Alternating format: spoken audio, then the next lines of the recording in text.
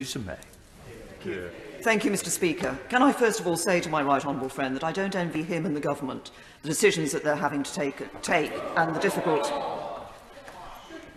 position that they find themselves in. This pandemic has challenged governments across the world, and ministers have been under relentless pressure in dealing with this issue.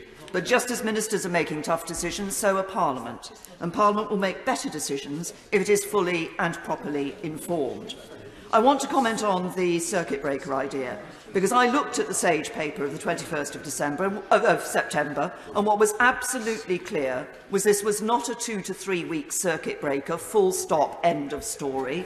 It would have had to have been repeated, possibly again and again and again, and I doubt if any economy could have borne the irreparable damage that would have done, with the impact on lives that would have had, which would have been significant.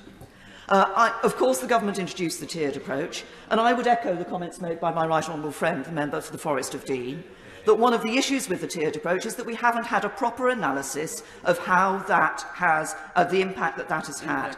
The evidence is from Liverpool that cases are falling.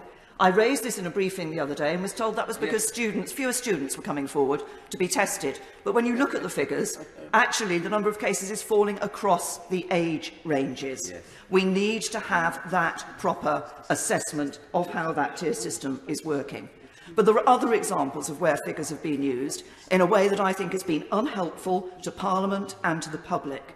Let me take the 4,000 figure. It appears that the decision to go towards this lockdown was mainly, to some extent, based on the prediction of 4,000 deaths a day.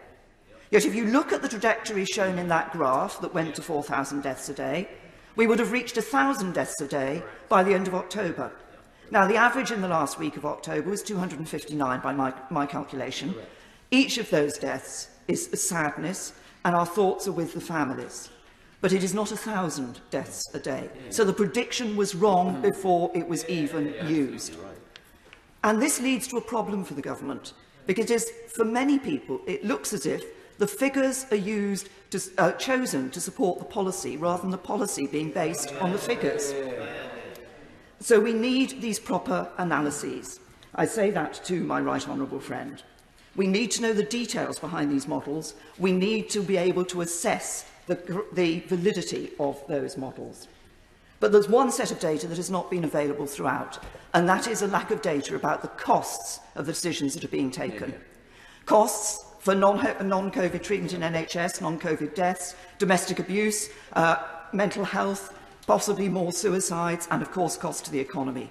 Jobs lost, livelihoods shattered, businesses failing, whole sectors damaged. What sort of airline industry are we going to have coming out of this? What sort of hospitality sector? How many small independent shops will be left? The government must have made this analysis, they must have made this assessment. Let us see it and make our own judgments. I just want to make one word about public worship and echo the concerns of others. My concern is that the government today, making it illegal to conduct an act of public worship for the best of intentions, sets a precedent that could be misused for a government in the future with the worst of intentions. And it has unintended consequences. The COVID-secure remembrance service in Worcester Cathedral is now going to be turned into a pre-recorded online service. Surely those men and women who gave down their lives for our freedom deserve better than this. The public and Parliament want to support the government to take the right decisions. To do that, we need to have the right figures, the right data and the proper information. We have now the SNP spokesperson.